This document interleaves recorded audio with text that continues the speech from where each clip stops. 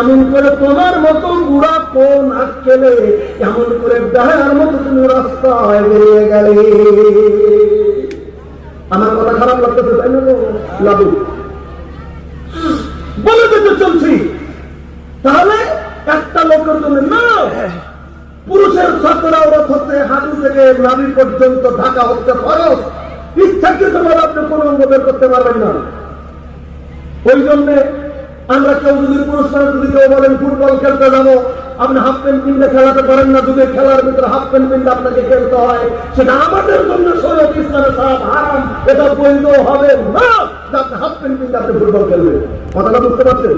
Football খেলা যায় সেটা আলাদা ব্যাপার, আমি সেটা আলাদা কথা দিচ্ছি, সেটা আলাদা হিসাব।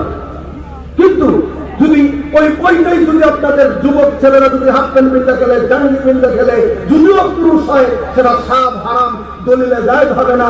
আপনারা বড় বড় মুফতি সাহেবের কাছে জেনে দেখেন, ফতোয়া নেটে সার্চ করে দেখেন, পুরুষের জন্য নাভি থেকে হাড়ু পর্যন্ত ডাকা হচ্ছে ফরজ। আবার বিনা কারণে আপনি বের করতে পারবেন না।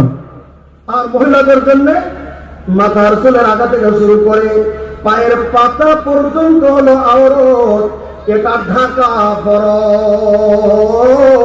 কিছু কিছু কিছু কিছু ক্ষেত্রে শুধু চেহারাটা বের করতে পারবেন, হাতের কবজাটা বের করতে পারবেন, এতটুকু দুটো জায়েজ ভাবে এটা আল্লাহ কোরআনে বলেছেন ইল্লা যাহারা মিনহা শব্দ দিয়ে বুঝিয়ে দিয়েছেন, এটা হলো চেহারা আর হাতের কবজা। এতটুকু কেন কোন সময় বের করতে বলেছেন?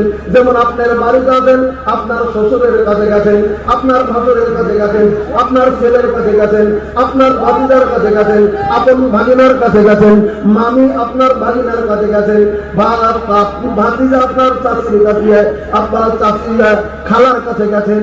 এরকম যদি কেউ গেছে, ভাগিনা যদি খালার কাছে গেছে, তাহলে ভাইস্তা চাচির কাছে যাবে, সেটা কোন করতে না।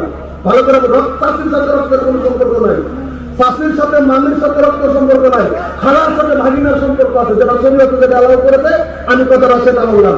খালার সাথে ভাগিনার সম্পর্ক আছে, গুরুর সাথে ভাগিনার সম্পর্ক আছে, কিন্তু মামির সাথে ভাগিনার সম্পর্ক নাই, মামা ভাগনা। আর চাচির সাথে বাস্তার নাই, চাচা বাস্তার নাই, সম্পর্ক নাই, পর্দা পর্দায়। আমার ভাইরা এবার বলবেন যে চাচিরা মায়ের মতো, আপনার কাছে মায়ের মতো, শরীয়ত আপনাকে মায়ের মতো বললেও মা নয়, ওটাকে মা বলেনি। কিন্তু খালা বুবু মায়ের সমতুল্য আল্লাহ নিজেই করে দিয়েছেন, সেটা শরীয়তে বৈধ বিনা পর্দাতে।